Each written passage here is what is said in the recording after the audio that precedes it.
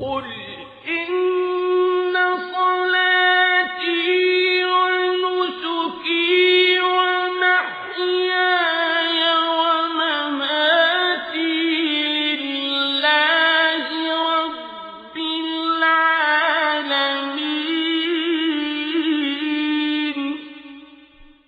لا شريك له وبذلك أمرت وأنا أول المسلمين. بسم الله الرحمن الرحيم. إن الحمد لله نحمده ونستعينه ونستهديه ونستغفره ونعوذ بالله من شرور أنفسنا ومن سيئات أعمالنا.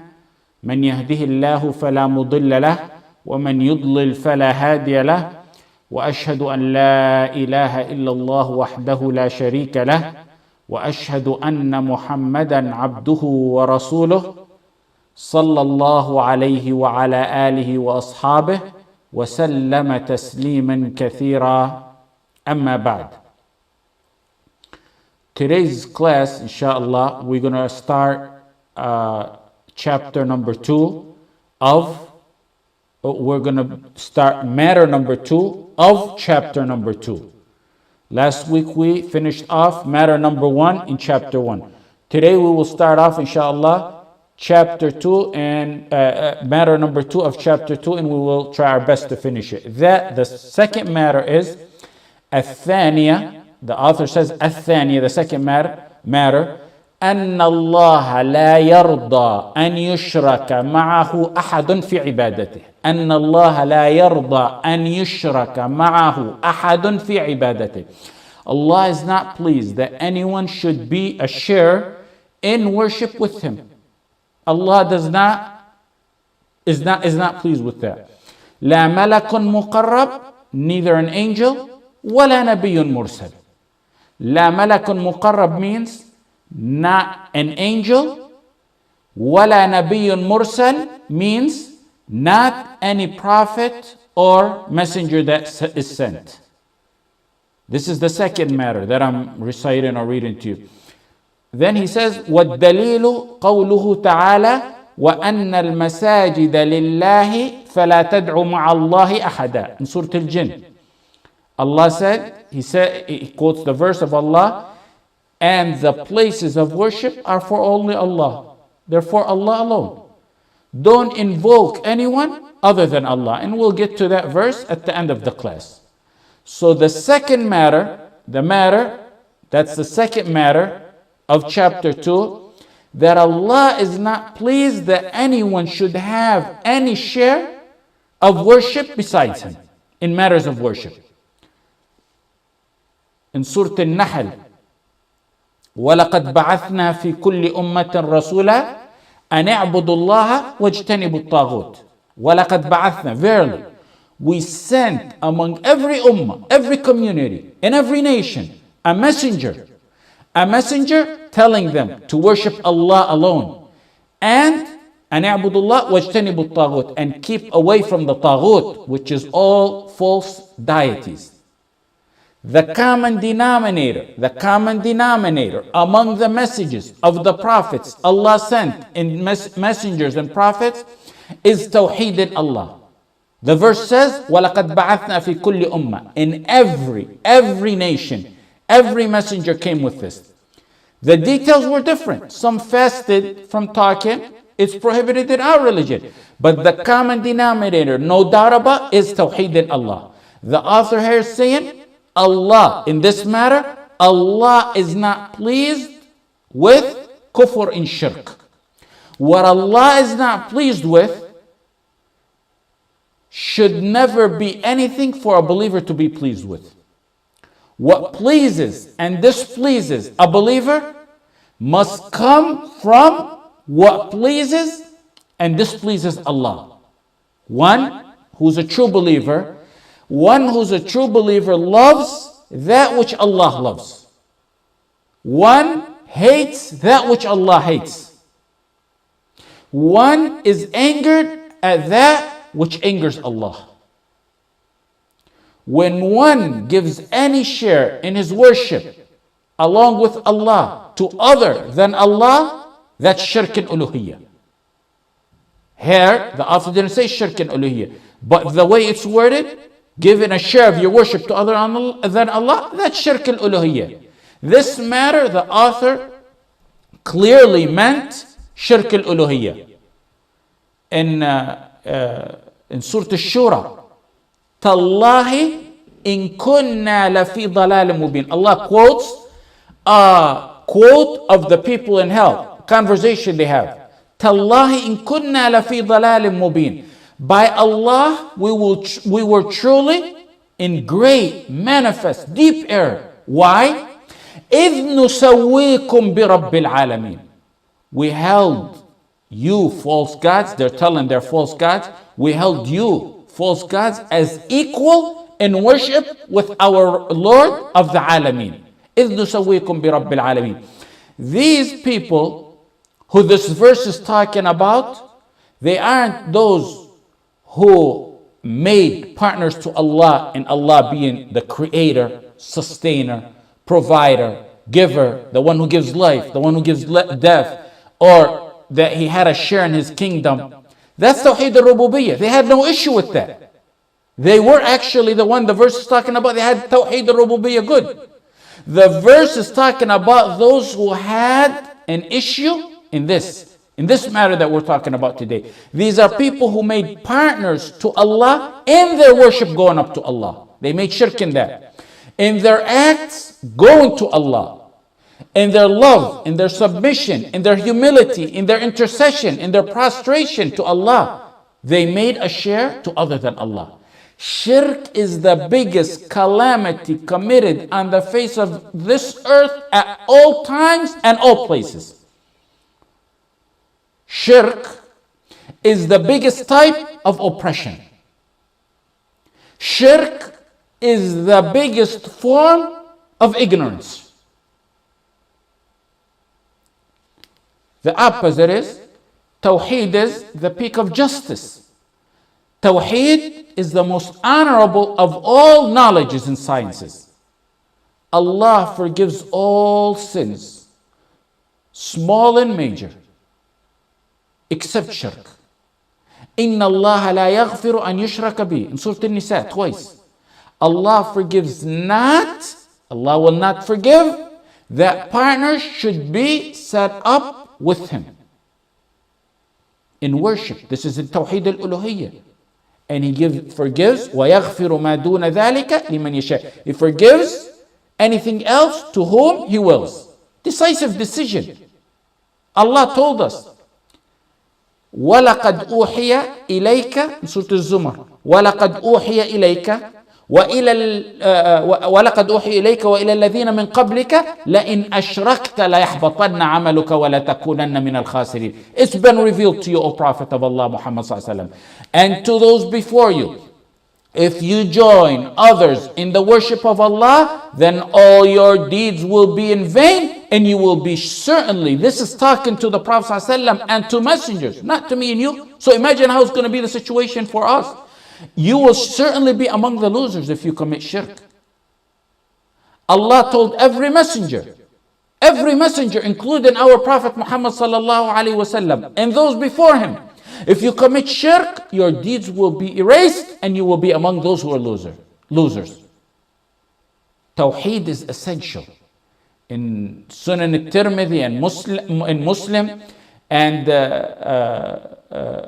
authentic hadith, أنس رضي الله عنه قال يا ابن آدم إنك ما دعوتني ورجوتني غفرت لك على ما كان منك ولا أبالي. And this is the wording of the one in Tirmidhi. The wording in Muslim is slightly different.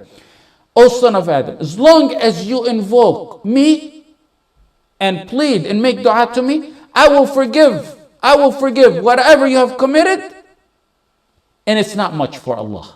And he says, I will not, and it's not much for me. This is a hadith Qudsi.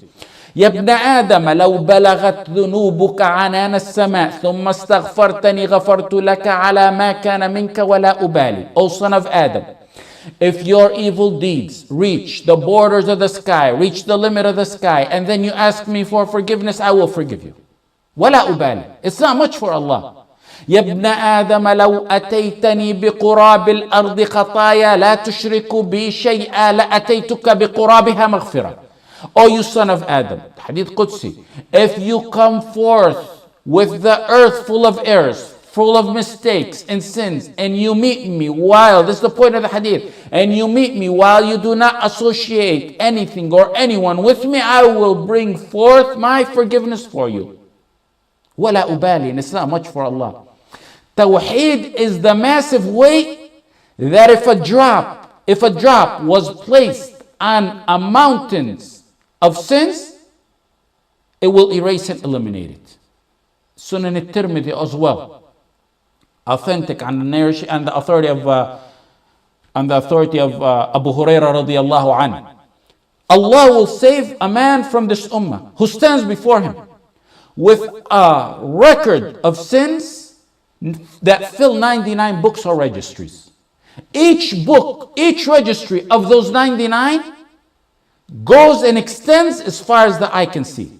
He stands before Allah. Allah asks him, did the angels wrong you? No. He say no. He confesses the truth. Then Allah, his sins outweigh his deeds. They were more. Then Allah will order them to bring a card that has the word of Tawheed on it. La ilaha illallah, Tawheed.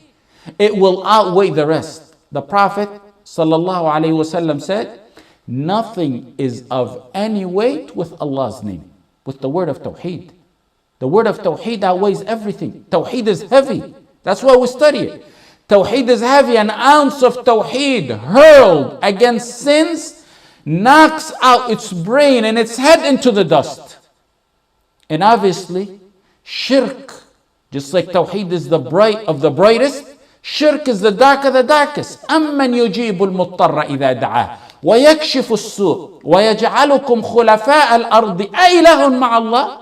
In Surah Al-Naml, is there any God other than Allah subhanahu wa ta'ala who responds to the distressed one when he calls? And the one, أَمَّنْ يُجِيبُ الْمُضْطَرَّ إِذَا دَعَاهُ, the one who removes the evil, and the one who makes you inheritors on this earth, generation after generation, is there other than Allah that does that? A rhetorical question that doesn't need an answer. It's a statement. No, wallahi, there's no Lord. There's no Lord other than Allah that relieves the distress, that removes the evil. It is only Allah.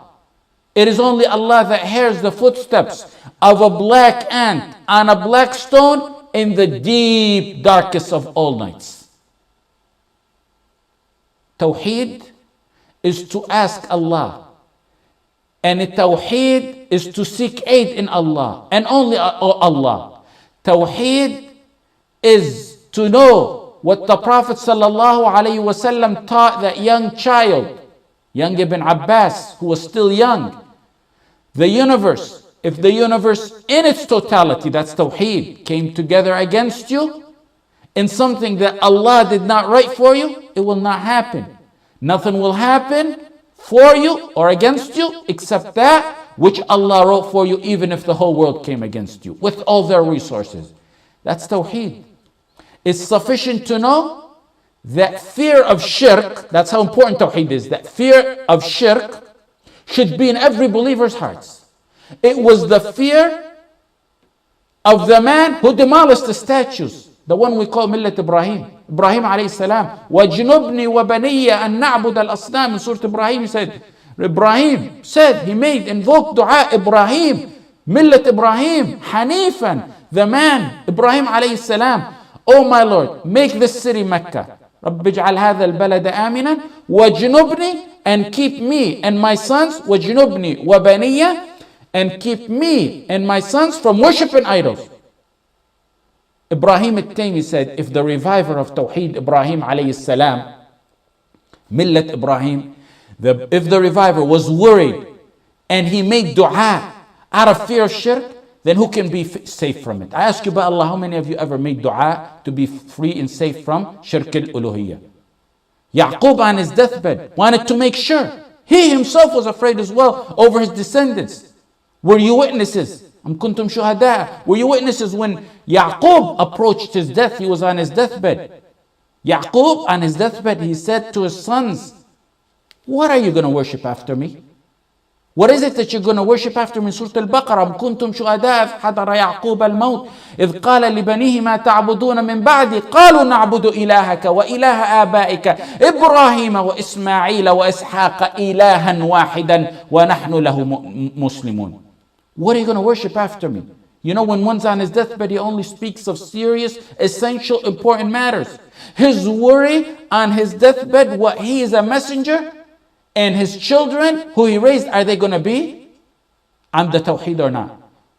When they said, we shall worship Ilahak, we worship your Lord, your God, wa ilaha abaik, and the Lord of your fathers, Ibrahim, Ismail, Ishaq, ilahan wahidan, Tawheed, and your fathers before you, one God, wa nahnu lahu, and we're going to submit to it. When he heard that, brought ease to him. That's why he wanted to, on his deathbed. There's shirk in giving partners in uluhiyyah. There's shirk in rububiyyah, and there's shirk in asma and sifat. Every one of them has shirk. Here, since it was possibly a common epidemic during the time of the author, he specified this shirk as the second matter of chapter number 2. And he said it's shirk in ibadah, which automatically means shirk al-uluhiyyah. Worship must be only for the sake of Allah. Everything in Sharia considered worship must be for the sake of Allah. I'll repeat. Everything in the Sharia considered worship must be for the sake of Allah. Worship is all matters of the heart. Worship is matters that you say. Worship is matters of actions.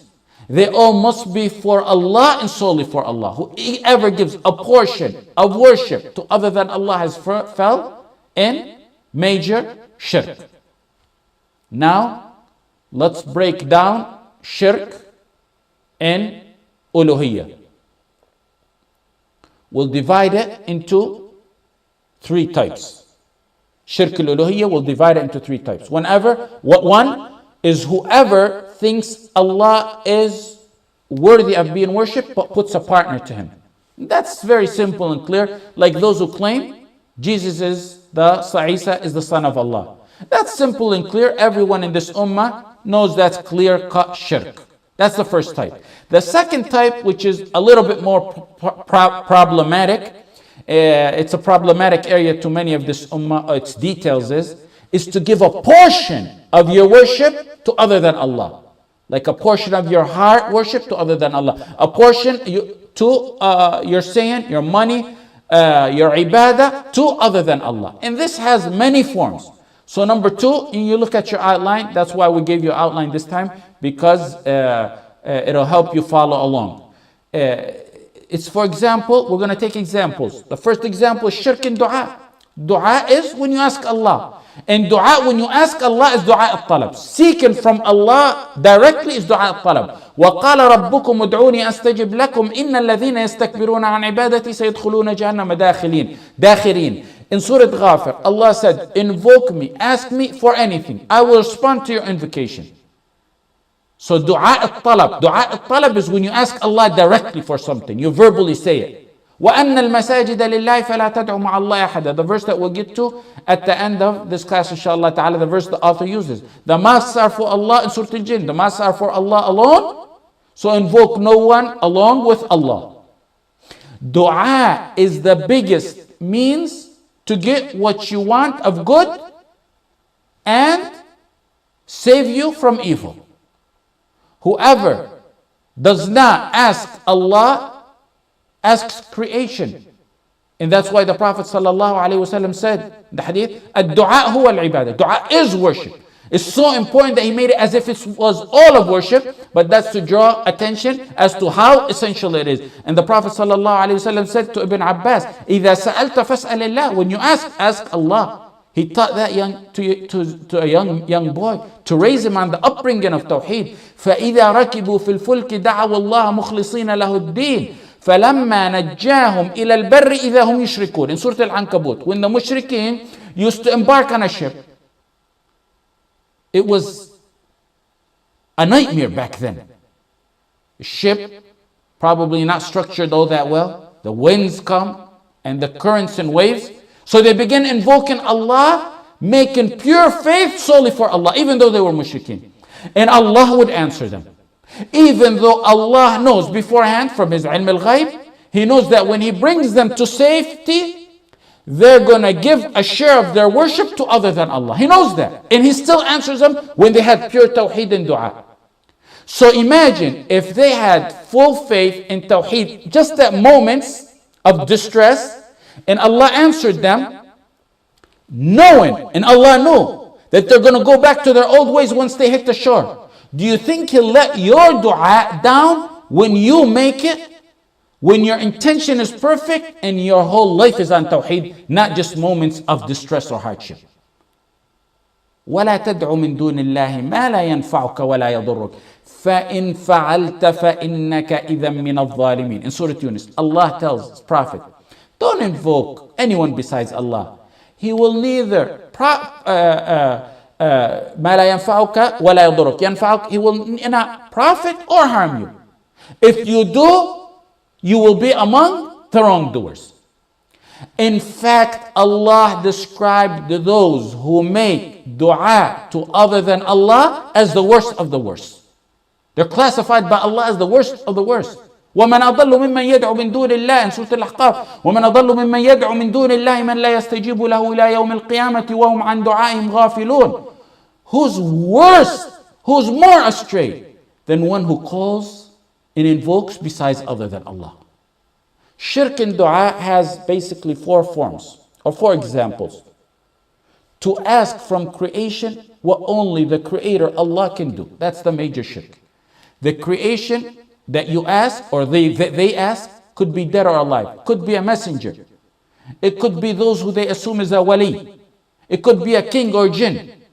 Asking a dead to cure an ill person. Shirk automatic, shirk akbar. Or victory over enemies, or to remove a calamity, or to bring rain, or any matter that only Allah can do. It's major shirk, takes one out of Islam, because he believed the creation has power only Allah has. He gave a share of his worship to other than Allah. Second one is asking the dead. The first one would be someone asking the alive, the wali. The second one would be someone asking the dead. It could be wali that's dead or whatever. The third one is dua, one who's not present, thinking he will help or know of your situation. And by you asking that he hears, you give him power that while he's in his dead, he can hear and know what's going on and help you. That's also major shirk. That's a third example. A fourth example, to place mediators between you and Allah in dua, thinking Allah will not answer directly, rather that He needs a mediator to send the messenger between you and Allah. That's the shirk of Quraysh. They believed that the statues that they used to worship they claimed that these were statues of righteous people, and they needed those statues to get to the righteous people who had died, to get the dua to Allah as mediators between them and Allah. And don't say this is something this ummah doesn't do. When I was young in Medina, before they had companies to clean the haram, they had maybe about 30 or 40 individuals that they paid to clean the haram. And one was somewhat crippled, and he was from Yemen. He would come and talk to my father as I memorized Quran in the haram. And my father, of course, would ask him what he cleans up. He was the one in charge of cleaning the hujrah of the Prophet ﷺ. He would go inside behind the brass walls that you see, and he would clean over there behind the brass cage. My father, he said, we pick up bags. I remember as a child I heard him, he said, we pick up bags and bags of trash from people who throw in letters to the Prophet ﷺ, asking him. They send pictures of themselves or their kids or their daughters, asking them to fix their marriage. That's going to the Prophet ﷺ. That's major shirk in itself. أَلَا لِلَّهِ الدِّينُ الْخَالِص. والذين اتخذوا من دون أولياء ما نعبدهم إلا ليقربونا إلى الله زلفى. In Surah Al-Zumar.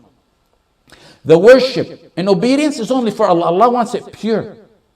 Allah quotes those who did shirk as saying, we take awliya, protectors, helpers, lords, gods beside them. They say, we worship them only. Why? Why did they say? Why did Allah quote them as saying, we worship them only that they may bring us closer and near to you? That's their purpose. Actually, the shirk of Quraysh was at a lesser level of the shirk than some of the Shias and some of the Sufis and some of the ignorant masses who think and have hope and love and dua and imams and supposedly awliya in their graves. So the first one is dua. Okay, the second category of Shirk al-Uluhiyyah, we said dua is A, the second one is B, and B has a whole number list under it. B is dua al-ibadah. Dua al-talab, A, means to directly invoke Allah, to directly ask Allah, oh Allah forgive me. Dua, regular dua, the one we all call dua. Make me happy, grant me, give me, take away this from my life, or take away this hardship from my life. That's dua al-talab. Then you got dua al-ibadah, which is B. Dua al-ibadah is all other forms of worship to Allah. It's called dua al-ibadah. You gotta know these terms in the books of the ulama. It's all other forms of dua, all forms and shapes. Ibadah of the heart, the saying, the action, fear, hope, love, salah, fasted, sacrifice, reciting Quran, and praising Allah. All that is the second form, dua al-talab. It's called dua. Why is it called dua though?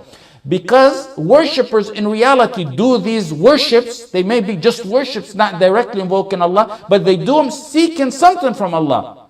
Unlike the first form, dua al-talab, you directly ask Allah for something. Over here, dua al-ibadah, all other forms of ibadah, one does those worships for the sake of reward or fear of punishment. It may not be a direct invocation asking Allah for something, but his status is that when he does the worship is that he wants something from Allah. Dua al-talab is where one asks Allah for matters he can do. Say you make salah out of fear from hell. Dua al-ibadah is you make salah out of fear from hell or to enter Jannah. Dua al-talab is when you raise your hands. Dua al-ibadah is all other forms of ibadah. And we'll take some examples on shirk in this matter, on dua al-ibadah, which is all other forms of ibadah. First one, which would be A, for example, is shirk in your intention, in one's intention or purpose. من كان يريد الحياة الدنيا وزينتها نوفي إليهم أعمالهم فيها وهم فيها لا يبخسون. Whoever desires the life, this life in this world, and its glitter and which it has, we shall give them in full in this life, and they will have nothing in the life after. This shirk is found in the munafiqeen, whose nifaq is not, we're not talking about the minor nifaq, the major nifaq. This shirk is found in the munafiqeen, the major nifaq, nifaq akbar. No one appears as a Muslim to the public yet has no Islam in his heart except a munafiq, major nifaq. They are the hypocrites in the principle of the iman, not in the details or minor stuff. وَإِذَا لَقُوا الَّذِينَ آمَنُوا قَالُوا آمَنَّا. In Baqarah, Surah Al-Baqarah, when they meet those who believe, they say, we believe. وَإِذَا لَقُوا الَّذِينَ آمَنُوا قَالُوا آمَنَّا. وَإِذَا خَلَوْا إِلَى شَيَاطِينِهِمْ. When they go back to the shayateen, they tell their friends, we are with you. وَإِذَا خَلَوْا إِلَى شَيَاطِينِهِمْ قَالُوا إِنَّا مَعَكُمْ. These are the hypocrites in the principle of La ilaha illallah, the major hypocrisy. Some of them may be even hypocrites in details as well. Some of those who fall under this shirk in niyyah, who are hypocrites in the major hypocrisy, also may have shirk in details of ibadah. وَإِذَا قَامُوا إِلَى الصَّلَاةِ إن المنافقين يخادعون الله وهو خادعهم وإذا قاموا إلى الصلاة قاموا كسالى يراءون الناس ولا يذكرون الله إلا قليلا. Surah An-Nisa. The hypocrites seek to deceive Allah, but He is the one who deceives them. وَإِذَا قَامُوا إِلَى الصَّلَاةِ. When they stand up for salah, they stand up with laziness and to be seen and to be noticed. These are the people who are classified a combo classification of shirk munafiqeen. They have a combo classification. They're shirk, but their shirk also has an effect to it, an aspect of the major effect to it. That's the overall picture of shirk in niyyah. But there's some notes that one should know under the shirk of niyyah. One of those notes, some Muslims perform deeds and seek by doing the deeds the sake of Allah. They're Muslims on Tawheed. They seek for Allah. But his reward that he wants for that is something in this life. He wants possibly wealth.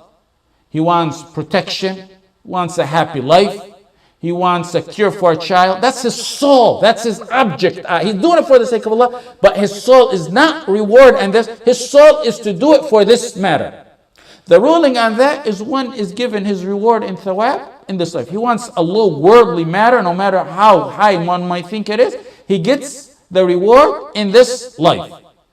He did not do it for other than Allah. Otherwise it would be major shirk. But his full intention was for Allah. But he wants the reward for some worldly matter totally. Totally. His total reward, he wants to be recompensated in this life. That's one form. One no. A second no is worse than the first, which is one who does that, but not for something in return in this life, to show off. And this falls under, this is the shirk al-asghar that we talked about last week. And we spoke about it at the end of last week. And I want to stay focused on our topic, which is Shirk al-Uluhiyyah, the major shirk. But I have to pinpoint to these little matters so you get the understanding of the major shirk. A third note is those who do deeds for wealth, for profit. For example, they go make hajj to make money. They go do hajj on the behalf of others to make money. To migrate from one area to another, not for the sake of Allah, but to marry a woman. These are somewhat wiser than the previous category because at least they got some money out of it. The one who did it envy, who did it for merely talk. But all that falls under Shirk al-Asghar. He gets his deeds in this life. The fourth one is deeds sincerely for Allah. No deficiency in it. Sincerely for the Allah. But that person has a matter or a status in which he's on a major shirk in it. Like one who says, for example, Isa is the son of Allah. Ta'ala Allah an dhalika 'uluwan kabira. Then he gives charity or does some good for the sake of Allah. They have deeds that are genuinely, truly for the sake of Allah. But they're on a status of major shirk. Or like those who become apostates and then do deeds for some kind of minor deed for the sake of Allah. They may get rewarded with wealth, kids, happy life, fame, whatever it may be. There's nothing in the life after. A fifth note on this matter. If one does salah, zakah, hajj, seek in the life after, and then did some matters for this dunya, some matters he did to show. He's whatever ends up more in the balance on the scale. And I refer you to last week's class on minor shirk. That falls under minor shirk. The difference between shirk akbar and shirk asghar is major shirk. Shirk al-akbar, one be in hell forever and it demolishes his deen. Minor shirk for a believer demolishes the deed. One demolishes the deen, one demolishes the deed. The next example of shirk is love. ومن الناس من يتخذ من دون سورة البقرة ومن الناس من يتخذ من دون الله أندادا يحبونهم كحب الله والذين آمنوا أشد حبا لله. There's some of mankind who take and worship worship other than Allah. They love them as much as they love Allah. But those who believe, وَالَّذِينَ آمَنُوا أَشَدُّ حُبًّا لِلَّهِ, love Allah. Those who believe love Allah more than anything. Ibn Zayd said these are the mushrikeen who they associated partners to Allah and loved them as much as they loved Allah. There are different types of love. We got to take some notes on love. Mahabba wajiba, obligatory love. The love of Allah, the love of the Prophet Muhammad sallallahu alayhi wasallam, and the love to love that which the Prophet and Allah subhanahu wa ta'ala loved.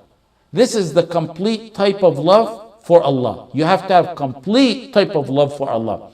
Like in this matter that we're studying, if you note the wording of the author, he said, Allah dislikes shirk. So you must, the meaning, you must dislike it as well. You must stay away from it.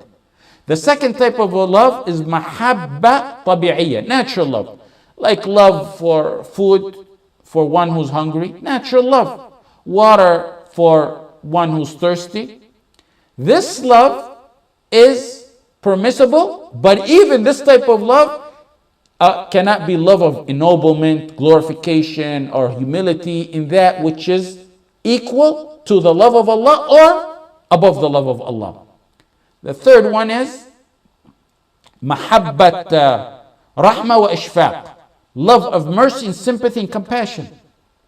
Like a father's love for his child, a mother's love for her child, or the opposite.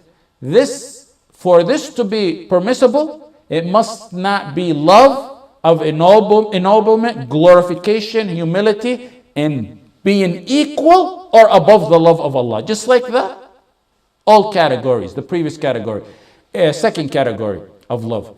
If it goes equal or above the love of Allah, then it falls under the verse in the Quran, قل إن كان آباؤكم وأبناؤكم وإخوانكم وأزواجكم وعشيرتكم وأموال اقترفتموها وتجارة تخشون كسادها ومساكن ترضونها أحب إليكم من الله ورسوله وجهاد في سبيله فتربصوا حتى يأتي الله بأمره والله لا يهدي القوم الفاسقين in Surah At-Tawbah. If your fathers, if your sons, if your brothers, if your wives, if your child, if your wealth,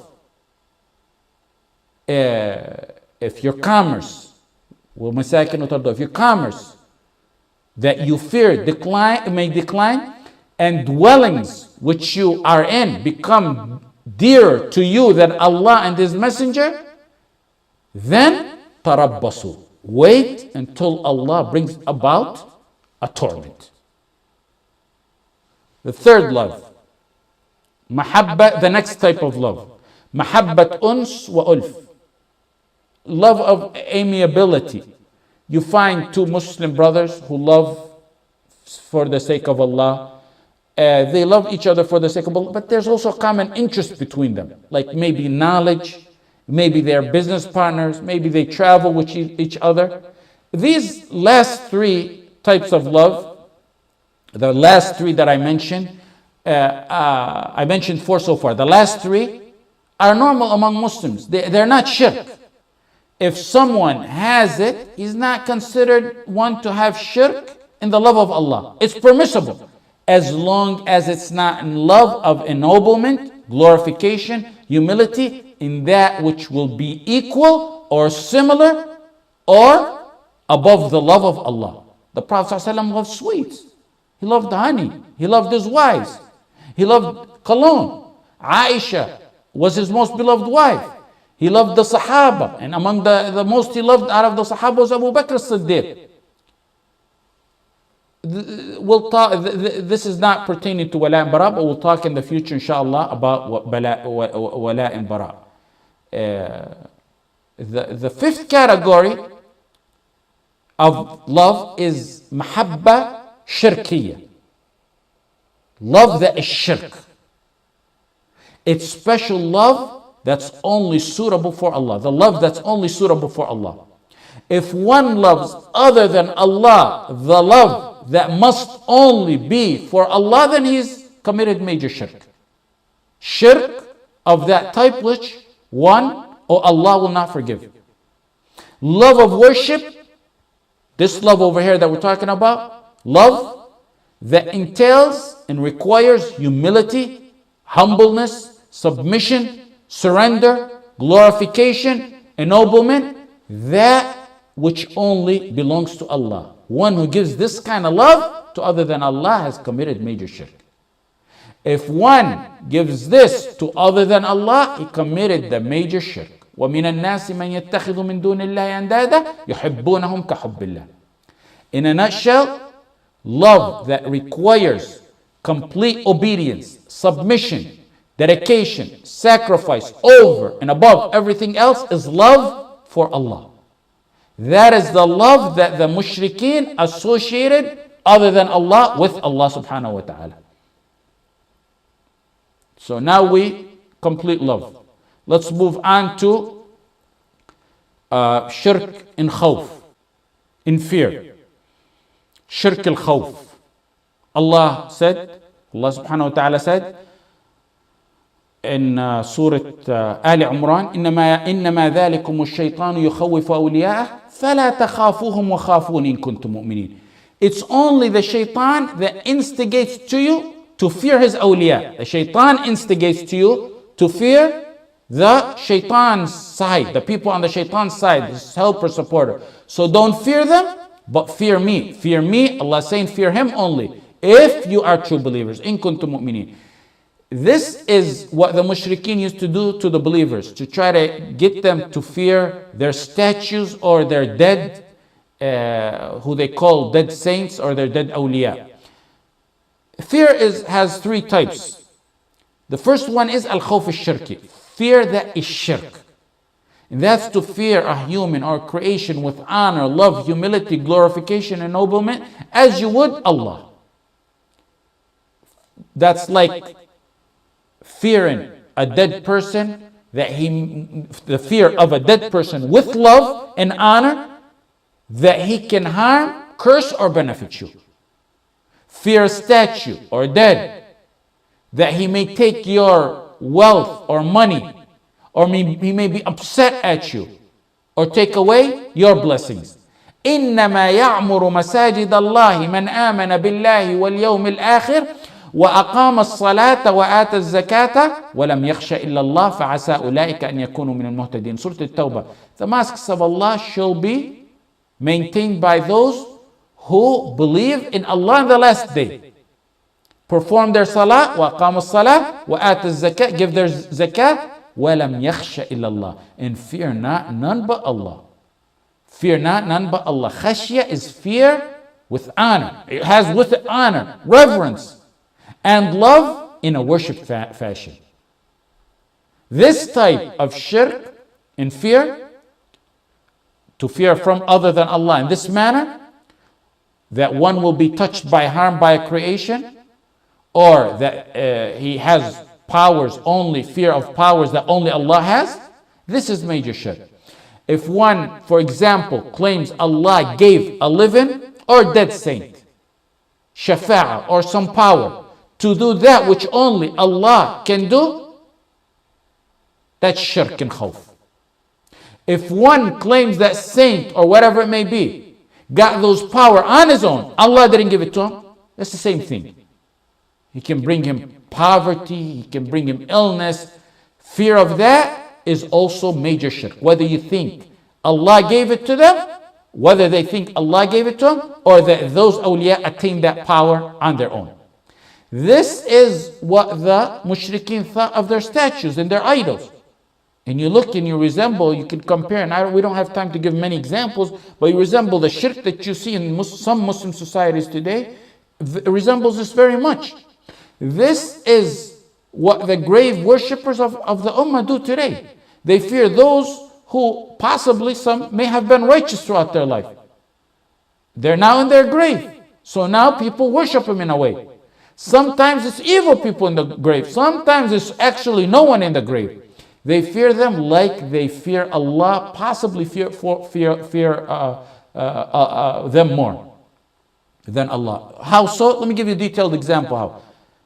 You go to someone, he'll give you probably 100 oaths by Allah on a lie. And if you say, give me an oath by Sitna Zainab, someone who he claims is a wali or a waliya, or someone they cherish, he will consider that saint with more power than Allah. He won't give you an oath on a lie by him. Why? For the sole reason that in his heart, the love for that wali is more than the love of Allah. His fear of that wali and the power he may inflict on him is more than the fear of Allah. So 100 oaths by Allah and Allah will give you, but not one by their Sitna Zainab, like they say. You can see that an example how Shia went to flocks defending who they claim Sitna Zainab in Iraq. The motivation and inspiration that took the Shia that they're from Iraq and from Hezbollah and the sermons of their leaders is how they need to work, how they need to defend the monument, the grave of Sitna Zainab. الخوف الذي يحمل على ترك واجب أو فعل محرم is number two. Number two type of fear. Fear that causes one to leave an ordain or to do a prohibition. That's the second type of fear. This is not shirk as many think of, but this is haram. Haram type of fear. To leave that which is obligatory, like ordaining the good, forbidding the evil, with no proper reason or justification except fear of people, that's haram. And this usually, this fear is a figment of one's imagination instilled by the shaitan. It's an imaginary fear, or possibly at times it's a minute fear, but not sufficient for one to leave and ordain or to do a haram. إنما ذلكم الشيطان يخوف أولياء. Like not speaking the truth. And especially those who the burden is on them, the people who are of ilm. إنما ذلكم الشيطان يخوف أولياء فلا تخافون وخافون إن كنتم مؤمنين. حديث أبي سعيد الخدري رضي الله عنه قال رسول الله صلى الله عليه وسلم لا يمنعن أحدكم هيبة الناس أن يقول في حق إذا رآه أو شهده أو سمعه. Let not the fear of people stop you from speaking or testifying to that which you know of truth. This hadith deters one, and it's in the Silsila Sahiha. This hadith deters one from not speaking the truth and makes it haram. And that's basically why we call certain category of people the cowards of the ummah. Because even if it means loss of wages or fear of being hit or cursed or losing followers, that's not the type of fear that you can remain silent in. And for those who refuse to speak the truth, this hadith is talking about those who refuse to speak the truth. Imagine how it is for those who are on the side of the evil. If this is for those who do not speak the truth, then imagine those who testify and side with the evil. This is an area where many go into wrong in it. They read a quote of two of Ibn Taymiyyah, as happens so much, or Muhammad ibn Abdul Wahhab, for example, on fear, and then they declare half the ummah mushrikeen kuffar. This type of fear that I just mentioned is haram, but it's not shirk unless it gets to the level we spoke about in number one. So number two we got. Number three is al-khawf min Allah ta'ala. The next one is fear of Allah subhanahu wa ta'ala. Fear of Allah that contains with it love, honor, humility, reverence. That's the fear, that's a wajib. And it's a wajib for only from Allah, only to Allah subhanahu wa ta'ala. Fear from the torment of Allah. You fear from the torment of Allah.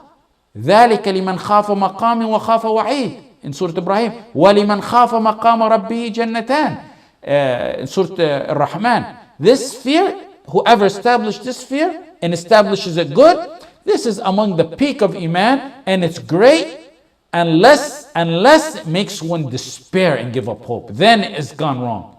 The fourth type of fear is al-khawf al-jibilli, the natural type of fear. This is mubah. If there's an actual reason for it, natural fear, then it's mubah. For example, enemy right in front of you and the sword is out. A lion right in front of you. You're drowning, in the middle of drowning. A house collapsing on you. It's shaking and collapsing. This is the fear that Allah said in Surah Al-Qasas about Musa. فَخَرَجَ مِنَا خَائِفًا يَتَرَقَّبْ. He went out of the town fearing. Even though it's not considered shirk, there's another aspect to it. The stronger one's iman is, the less he'll have of this type of fear. You have some of the Salaf who made sujood and a lion over their heads, and the lion breathing over their head, they didn't get scared. And if you see Musa, he was afraid at one time. Allah quotes him afraid. But towards the end of his messagehood, when Bani Israel were hesitant, قَالَ كَلَّا إِنَّ مَعِيَ رَبِّي. He was at the outmost of iman. The next type of shirk is shirk al-raja and hope. Raja is hope. Shirk and raja. To have hope in a creation in a matter that only you should have hope in Allah in. Those who have hope, for example, in creation, that in matters that only Allah can provide, like for example, providing a child or doing a curse or something that's only under the will and control of Allah, this is major shirk that takes one out of Islam. Going to a doctor, that's means. That's not associating a doctor in the level of Allah. That's not believing the doctor in himself can cure or has supernatural powers, or a doctor in the west coast of the universe can cure someone in the east coast. That becomes shirk with no means available. But if he goes and gives you medication, that's not shirk right there. Another example is shirk al-ruku' and sujood. Whoever makes salah, sujood, ruku' to a creation, bowing and prostration to any creation other than Allah in submission, subordination and surrender, in ibadah and in love, has made major shirk. لا تسجدوا للشمس ولا للقمر واسجدوا لله الذي خلقهن إن كنتم إياه تعبدون. In Surah Fussilat, verse number, I think it 37. Prostrate yourself not to the sun, to the moon. Prostrate yourself to Allah who created them. قل إن صلاتي ونسكي, Surah Al-An'am. قل إن صلاتي ونسكي ومحياي ومماتي لله رب العالمين لا شريك له لا شريك له. When they asked the Prophet Muhammad sallallahu alayhi wasallam, shall we prostrate to you? The Prophet sallallahu alayhi wasallam said, ما ينبغي لأحد أن يسجد لأحد. One may not make sujood to anyone else. ما ينبغي لأحد أن يسجد لأحد. Note, we mentioned in matters of worship, whoever dismisses a matter of worship to other than Allah that belongs solely to Allah committed major shirk. We said that in the beginning as definition of shirk. So if one makes sujood to another, that's clear shirk right there. One who makes sujood to another other than Allah, that's clear shirk right there. There's a very important detail. This is one of the matters that I want your undivided attention in it. There's a very important detail many neglect to mention, and you need to know in the difference between ruku' and sujood to other than Allah. And in actual qiyam as well, and other matters that follow along in this. It makes a clear distinction for you to know the difference between the two. This is one important matter. You only hear the big ulama mention it, big ulama who master Tawheed. If someone does ruku' or sujood as ibadah to other than Allah, as ibadah, his intention is ibadah to other than Allah, committed major shirk and is out of the folds of Islam. If someone does sujood to other than Allah, he committed, pay attention to my wording, if he did sujood to other than Allah, he committed major shirk automatically. If one does ruku' to other than Allah, it's slightly different. We said, shirk, major shirk is to do a ibadah to other than Allah, to dismiss it to other than Allah, that only belongs to Allah subhanahu wa ta'ala. Sujood is an independent ibadah. It's an independent worship outside salah. We have sujood al-tilawa. We have sujood al-shukr. So it's outside salah and independent ibadah. Ruku' is only a worship in salah. There's no ibadah in Islam that's called ruku' outside of salah. Independent ibadah. If one does sujood outside salah, you see someone do a sujood outside salah, you're going to say, oh, he's probably doing a ibadah of tilawa, probably past the verse of tilawa, recitation, he made sujood, or he probably got some good news, he's doing sujood al-shukr. So sujood outside of salah is worship in itself. We have that established. On the other hand, if you see someone comes to us right here in front of me, he does ruku' outside salah. He's either crazy or he's an innovator. Because we don't have nothing outside salah that's ruku'. There's no ibadah. The conclusion is whoever makes ruku' for someone other than Allah, he's not considering it ibadah, then you can't classify him as a mushrik, because it's not an independent ibadah in itself. as long as he doesn't do sujood, because sujood is a ibadah. It's not, ruku' is not a Islamic worship on its own independent, outside of salah. There is no such worship outside of salah called ruku'. And we said shirk is to give a ibadah that belongs to Allah to someone, to dismiss it to someone else. Ruku' is not a ibadah. Someone does ruku', you call him a mubtada, independent of salah. It's part of a ibadah, but it's not a ibadah, so it's not a ibadah in itself. If someone does ruku' to Allah, no salah, we'll look at him and say, what are you doing? He says, I want to make ruku' to worship Allah. Is he really worshiping? No. He made something totally up, and he's an innovator. There's no ruku' independent of salah. There's no ruku' worship independent of salah, unlike sujood. If he made sujood outside of salah, that's ibadah right there. We know he's making sujood shukr. We know he's making sujood at-tilawa. So sujood is an independent ibadah outside salah. That been established, that sujood is an independent ibadah outside salah. Ruku' is not an independent ibadah outside salah.